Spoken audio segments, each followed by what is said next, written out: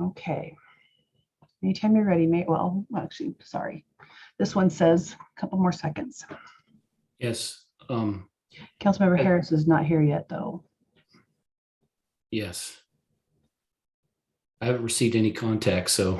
I haven't either. Well, we could start, and if he shows up, we can make notation of that before. Oh, here he comes. Sorry. Right at 5.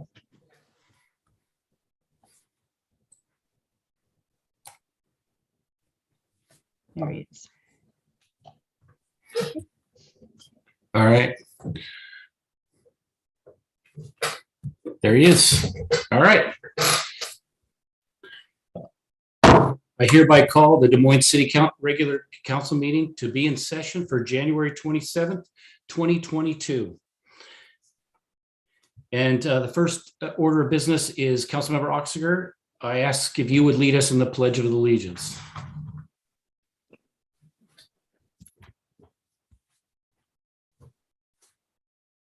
You're on mute, Councilmember Oxiger.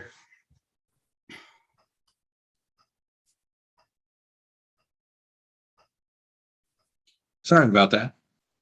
I pledge allegiance to the flag of the United States of America and to the and republic to the republic for which it stands, one nation, under God, with liberty and justice for all.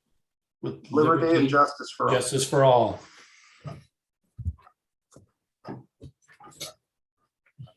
Thank you, Councilmember Oxiger. Let the record reflect that all 6 members of the current council are present. And with that, I have a quick statement. This past Friday, Councilmember Martinelli submitted his resignation via a Facebook post.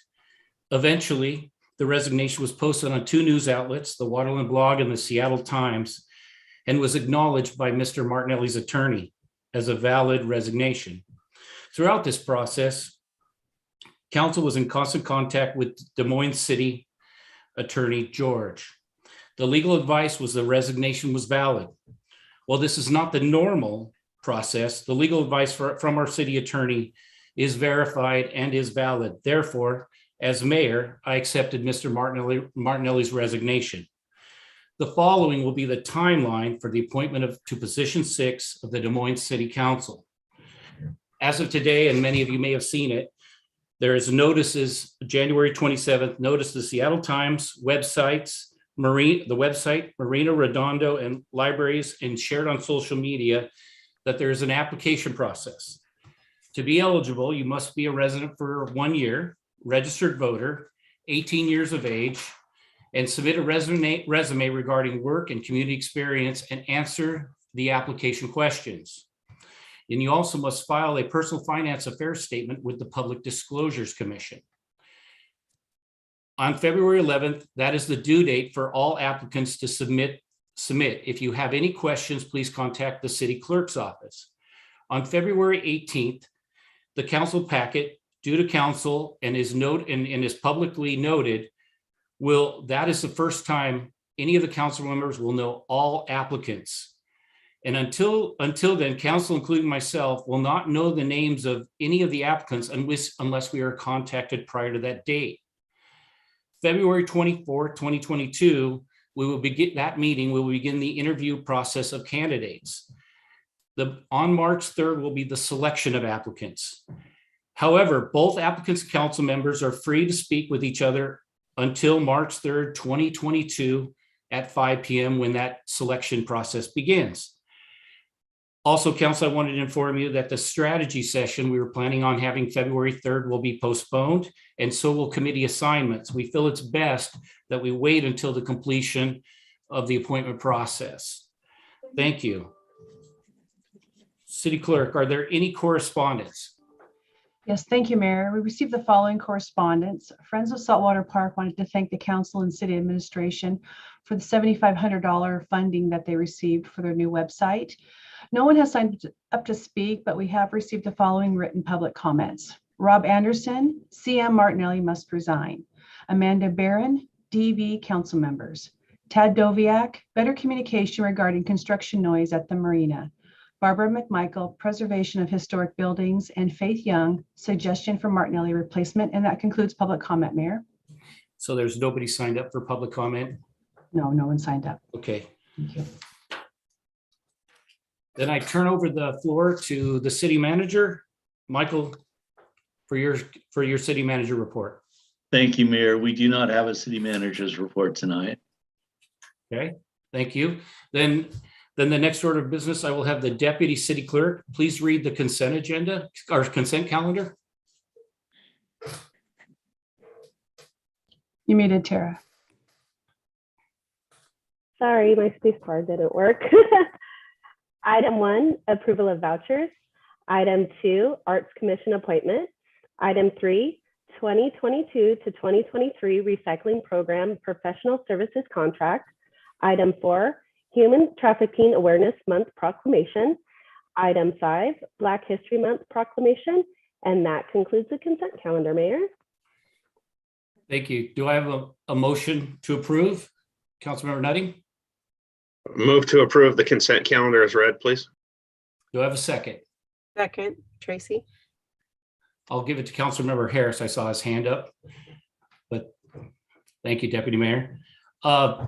Is there anyone that wishes to pull an item from the consent agenda? Seeing none, all those in favor, raise your right hand until I call you. Councilmember Harris, Deputy Mayor Buxton, Councilmember Nutting, Councilmember Oxiger, Councilmember Steinmetz, and myself. Passes 6-0. With that, my next order is to read these proclamations into the record. The first one is for human trafficking.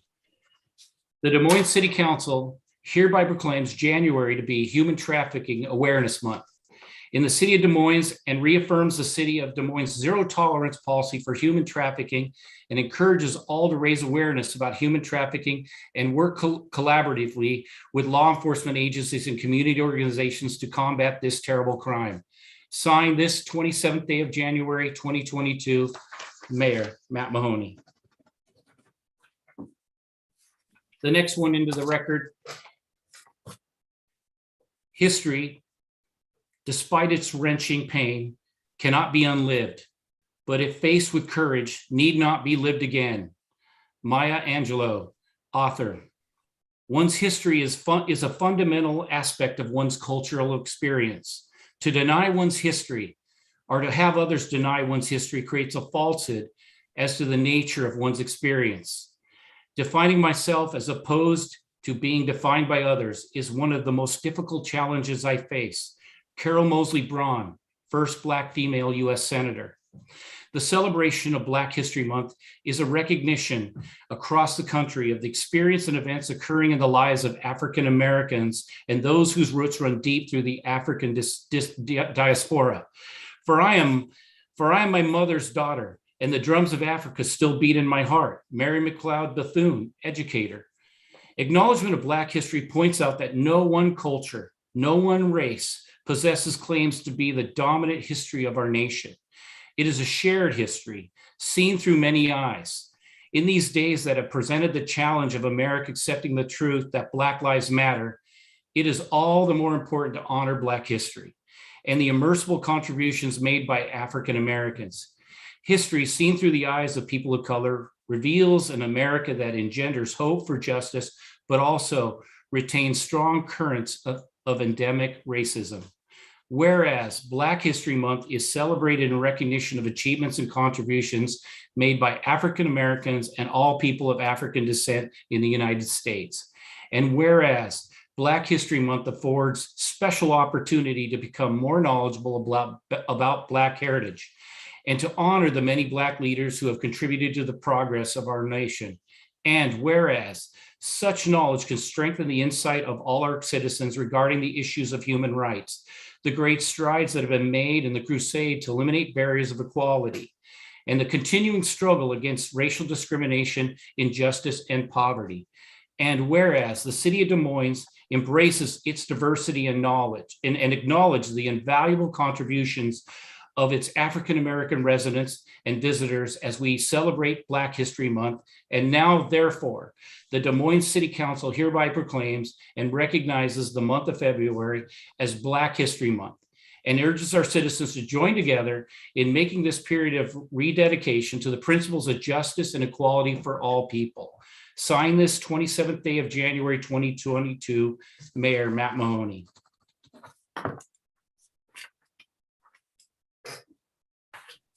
Thank you. With that, we'll move on to new business items. Is there any council members that have any new business items to bring to this meeting tonight? Councilmember Harris, you have the floor. You're on mute, sir. Yeah. You think I'd learned by now. Actually, four really tiny things, more questions than anything. The first thing is there anything, does this require a discussion as to basically the ARPA money, various grants, when they will be available? We voted on them in September, and I was wondering if it might be amenable to put on the calendar an update from the city manager as to each specific program. I'm going to defer to Michael on that one. Is that a reasonable request that could be done in a timely basis? It could be done. I think one of the things that's been a little tricky about the ARPA money is it's taken a long time for the federal government and the state government to issue what the requirements for the distribution of those funds are. So at some point, and I would probably defer until we have a discussion on council goal setting to have an update on that particular item. I would just ask, I mean, not to sound pushy or anything, but basically businesses that want to do something for the summer, it's going to take several months to stand up a program, and the eviction and utility money. If there's anything that can be done to move the ball forward, please. Yeah, I mean, in other words, if each of those programs require different rules or timetables, it would be good to get them done as quickly as possible. All right, let me, if I may, go ahead. I would remind Councilmember Harris that City Hall has been closed for a significant length of time due to COVID, and everything's being done not in a manner that people sit in the same room and discuss things. This is all being done, everything to do with city government at this point is done by Zoom telecommuting, so that does not enhance the process of what you're describing. Okay. So what we're going to do is resolve to take that back up on the first meeting we have. The strategy is the next time we'll be able to discuss it. I appreciate that, Mayor. Okay. Okay. So number two. Next item. Yes. So is there regarding the towing policy kind of thing? I know that the city attorney is working on that. Is there an ETA when that will come to us in the form of a resolution or update to the ordinance? I'm sorry, I didn't understand what you were saying in the beginning. My understanding is that the towing policy is being reviewed by the city attorney, and I will. And I wanted to know what when that would come before the council for a vote. So, Councilmember Harris, that would be something that the staff, as I understand it, would put before us. I know you want to know a time, but I think all we can say is they can get us an answer. City Manager Matthias, do you have any? I just was curious if that was somewhere on, if there was prediction. Yeah, this is typically not that piece of the new business. Just so you know, what it was is if things that you wanted to get on the agenda, if staff's already working on something, I think they're going to help us dictate the time. Yeah, fair enough. Okay. Okay, so let's go on to the next one, and we'll try to get a tentative date on the futures. And so just and this may, you may shoot this one down as well, but regarding the filling the vacancy, I'm just going to, so our next meeting is going to be the interviews for the vacancy, or? Councilmember Harris, let me clarify. Please. So we will have a meeting next Thursday on the 3rd. We will also have a regular business meeting on the 10th. This is all before the application process, which is the deadline of the 11th. The first interview meeting will be the 24th of February, anticipating that the following meeting, which would be March 3rd, is when we would select our choice. And Okay. I can tell you, as far as process, I will come forward with the information of how that process will work and so forth. If you want to write me some emails on recommendations of how you think the process should be, that's fine. And I will incorporate them into what I'm going to propose and for council to operate under. Actually, that was what I wanted to bring up was I wanted to see if there was any support for blocking out some time at the next meeting to discuss how that process should go. Are there any other council members? I would say this, that I would prefer if we do it, and I would like to talk. There's some conversations I'd like to have with City Attorney George, who's out on leave right now, and so forth. I would recommend that if we do have that conversation, that it happen on the 10th meeting.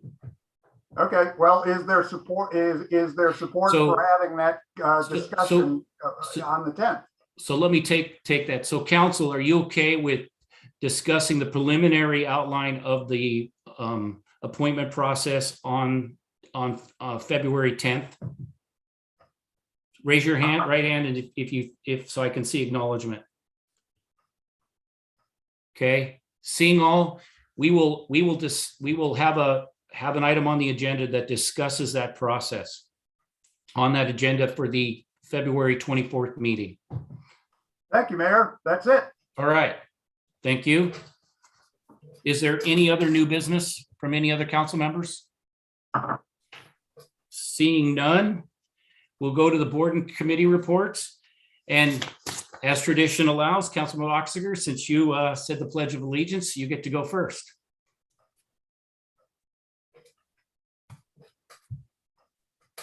Thank you, Mayor. I attended the regular monthly meeting last week of Reach Out to Moines. And this is the group that is dedicated to reducing youth violence in the Pacific Ridge neighborhood. I was sad to hear that the Virginia Mason CHI Franciscan grant to coordinate this group is running out. There was a discussion about the need to build community in that area to make it safer for the literally thousands of our kids who attend schools in the area. And during the discussion, I was thinking of the wisdom passed on to me many years ago by our late former police chief, Roger Baker, who you may all have heard died earlier this week. He said that police don't build communities, they police them. Theirs is a reactive approach. For a truly safe environment, we all need to be proactive. Proactive in building the places where people feel secure and proud to be from. Otherwise, we ask our police to stand sentry over war zones. I applaud the efforts of Chief Thomas, current chief, to respond to the latest crime wave, but it's unfair to expect them to be able to arrest our way out of the underlying problems. The police don't control the jurisdiction issues or the massive impact and development the new light rail station will bring to the area. Nobody is going to want to visit a revived marina district if they have to cross a battlefield to get there. Our kids deserve a safer environment. The community deserves it, and our reputation deserves it. It's up to us to nourish, encourage, and support grassroots efforts to take back those neighborhoods. Thank you. Thank you, Councilmember Oxiger. Next will be Councilmember Nutting. Thank you, Mayor. All I wanted to say tonight was thanks to Sean for putting the name forward to be appointed to the Arts Commission. As we know, it's very difficult to get volunteers to do a very thankless job. And for 3 years, we appreciate the fact that you'll be on the Arts Commission. So thanks for that. And that's all I have, Mayor. Thanks. Thank you, Councilmember Nutting. Next, we'll go to Councilmember Harris. Thank you, Mayor. Thank you, Mr. Begley. I was struck by your application where you stated you would be available up to 25 hours a week. That's dedication, man. Yeah, thank you very much for doing that.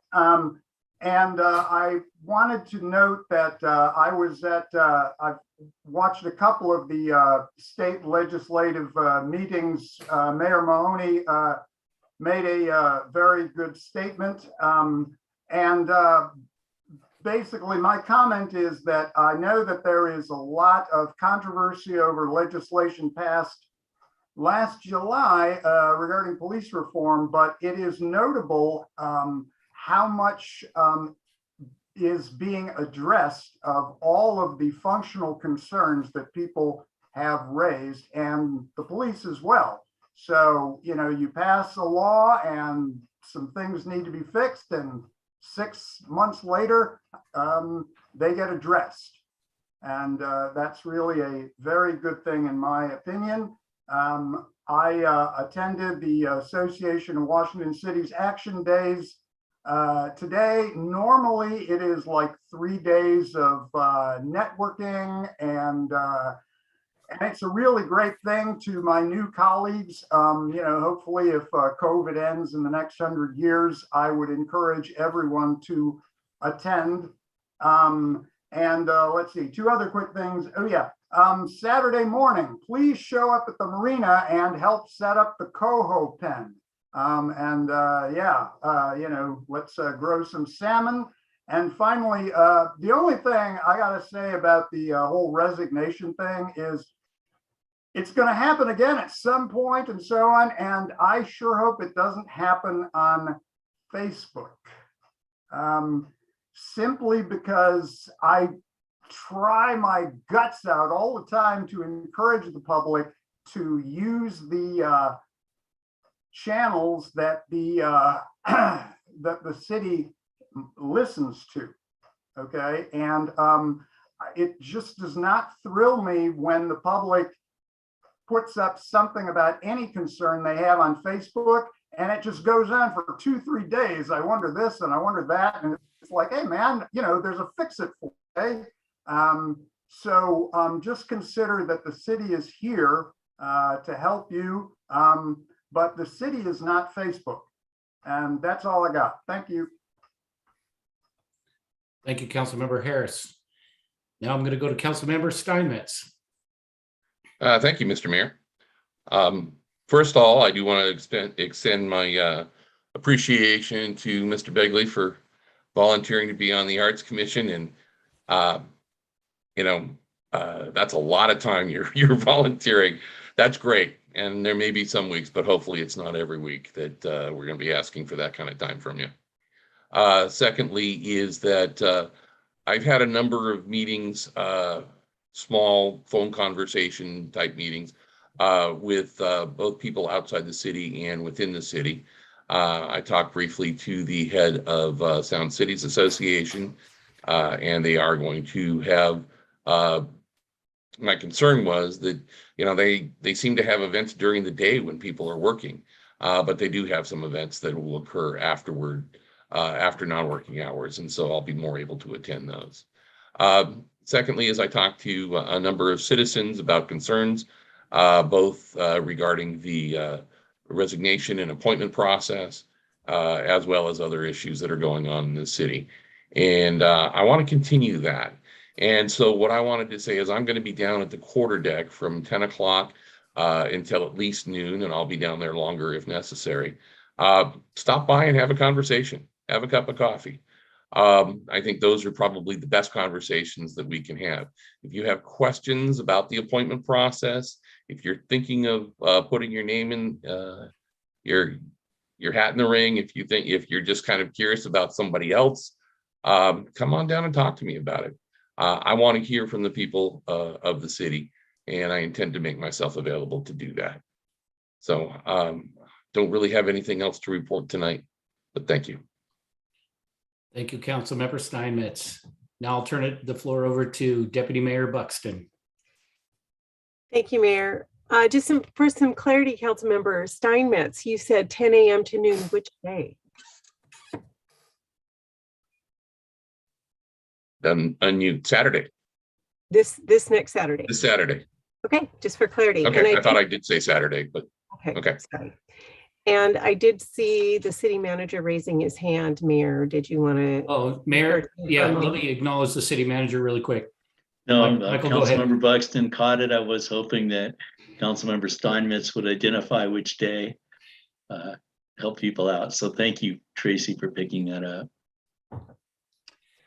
All right, well, thank you.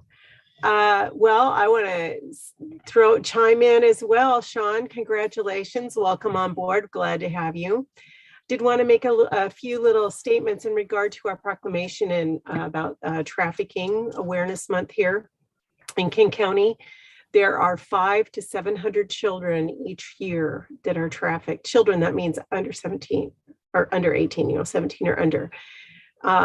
Children as young as 9 appear on over 100 websites soliciting sex in Seattle. In Washington State ranks number 8 in the highest call volume by the National Trafficking Hotline. This is kind of sad, of recovered commercially sexually exploited children in King County in 2020, 24% of victims were 13 to 14 years old.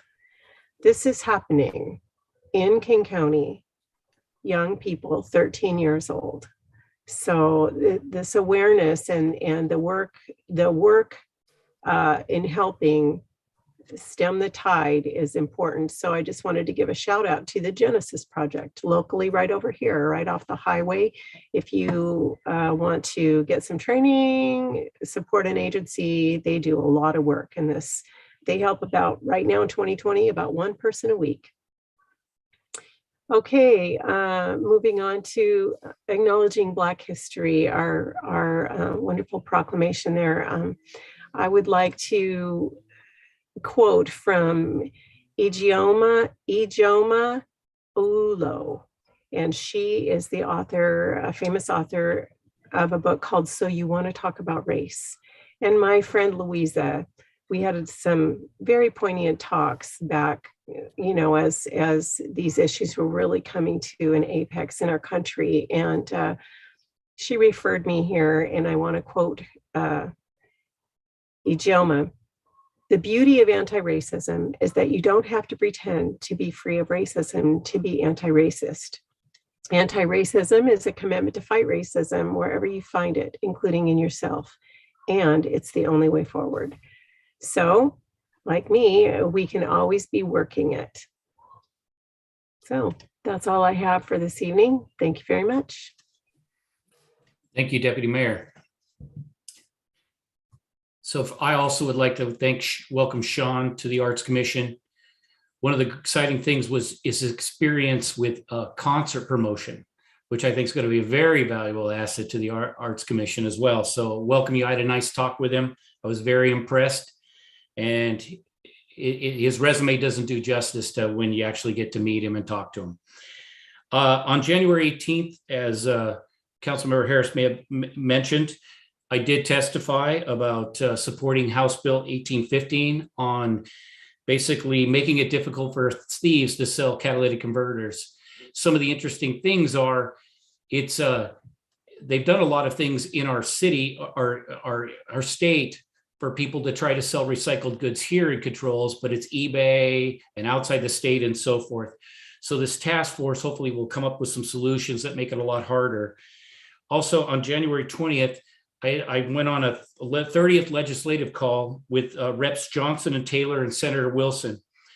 They asked what our concerns was. I reiterated, obviously, Michael, that money for the requests we made for our marina and Redondo, but I also talked about legislation on speed cameras, muffler modifications, of course, the catalytic converters, and to keep us updated on the adjustments to post legislation concerning policing. Yesterday, Deputy Mayor Buxton and I attended the Highline Forum.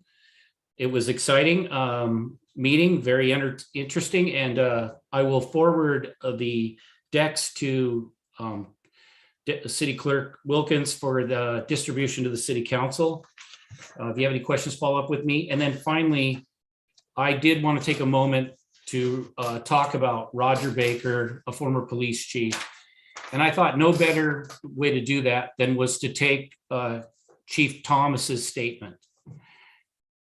This is from the chief, but I think it says it best. It is with heavy heart that I report the passing of former Des Moines Police Chief Roger Baker. Roger was the retired chief of the Police of Anaheim, California Police Department from 1999 to 2004, and the Des Moines, Washington Police Department 2006 to 2010. He developed and presented specialized law enforcement and the public safety related education programs, including organizational development and leadership programs for colleges and universities, the California Post, the California Department of Justice, police academies, and law enforcement agencies for over 30 years. As Des Moines Police Chief, he served as the chairperson of the King County Police Chiefs Association and as the policy committee chairman for the Washington Association of Sheriffs and Police Chiefs. Chief Baker retired from Des Moines Police Department in 2010, and he most recently provided consulting services as the owner of the business of policing and police coaching. Deep sympathies to his family, his friends, his brother, all his brothers, sisters who wear the blue from the City of Des Moines Police Department, Police Chief Ken Thomas. I also would like to add, a lot of people don't realize the time and dedication he put into the farmers market down below as well. The man served this community and deserves the utmost respect. I would also like to ask council from our Hearts and Minds Fund if we can do flowers or something appropriate to his family. Would all agree with that? Please raise your right hand if you do so. Seeing six votes for that. Bonnie, would you take care of that for us? Mayor, if I may, just a couple of seconds.